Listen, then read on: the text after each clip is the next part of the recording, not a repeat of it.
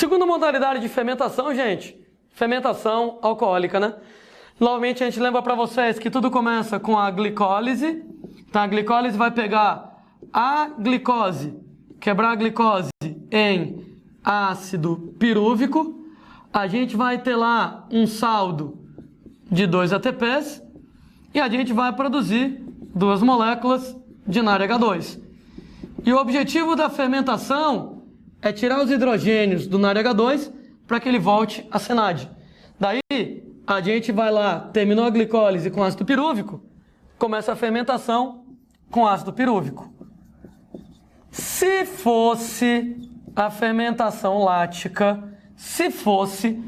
eu iria reagir o ácido pirúvico com NADH2, ia transferir os hidrogênios do NADH2 para o ácido pirúvico, C3H4O3 mais 2 hidrogênios, ia ficar C3H6O3 ácido lático, tiraria o hidrogênio do NADH2 e formaria NAD.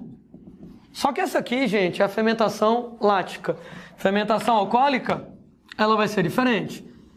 Na fermentação alcoólica, para começar, a gente vai pegar o ácido pirúvico e vai quebrar ele em 2 moléculas de uma enzima, de uma substância chamada de etanal.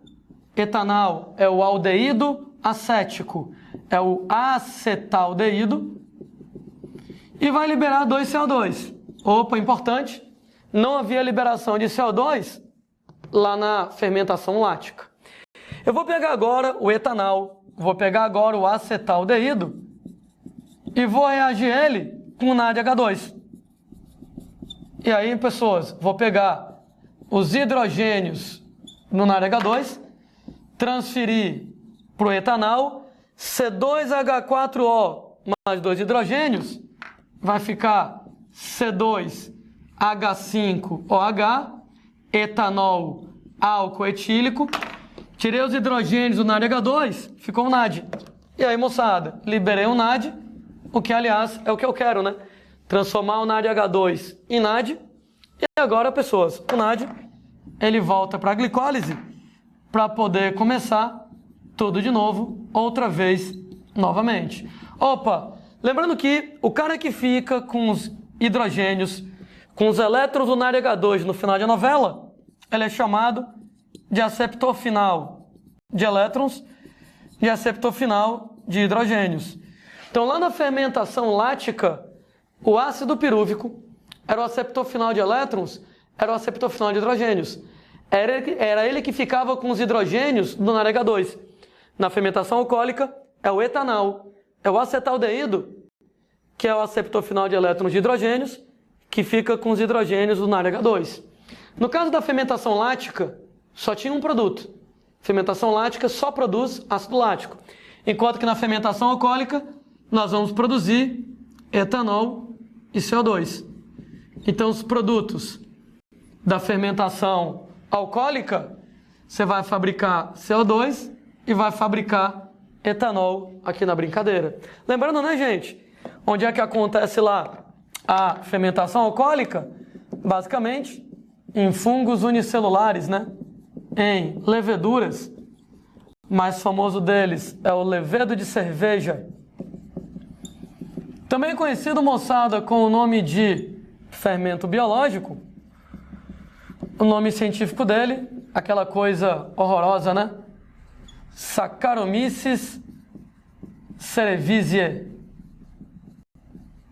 Sendo que, moçada, o diabo lá do levedo de cerveja, o fermento biológico, ele acaba sendo extremamente útil, né, para vários campos lá, né, do conhecimento humano, para vários aspectos da nossa vida cotidiana, né, porque quando ele faz lá fermentação alcoólica, ele vai produzir algumas coisas. Ele produz CO2 e ele produz etanol.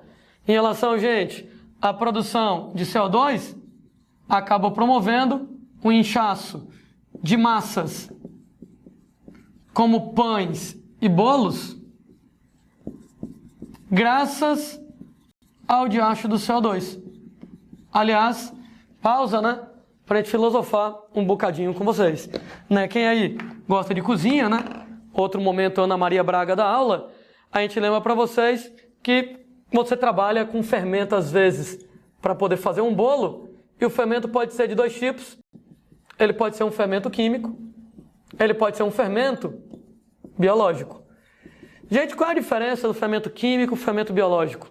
Fermento químico, gente, ele é a base, normalmente, de bicarbonato de sódio.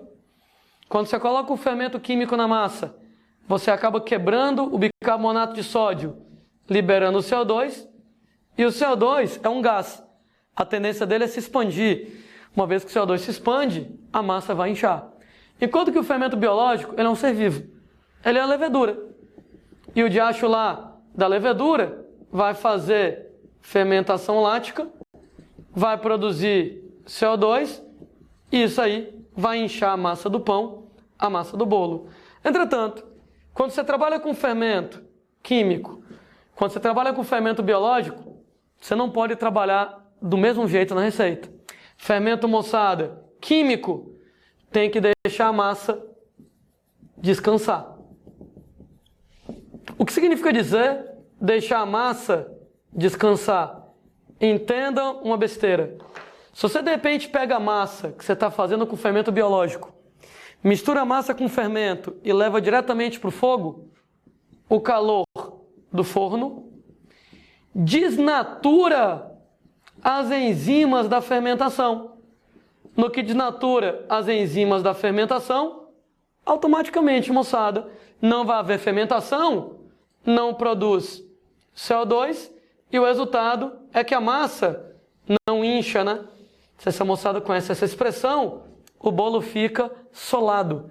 Ele não vai inchar, não vai ficar fofinho como deveria ser. Ou seja, se você mistura o fermento com a massa e leva para o forno diretamente, o calor do forno desnatura as enzimas, não produz CO2, a massa não vai inchar. E é por isso que eu tenho que deixar a massa descansar.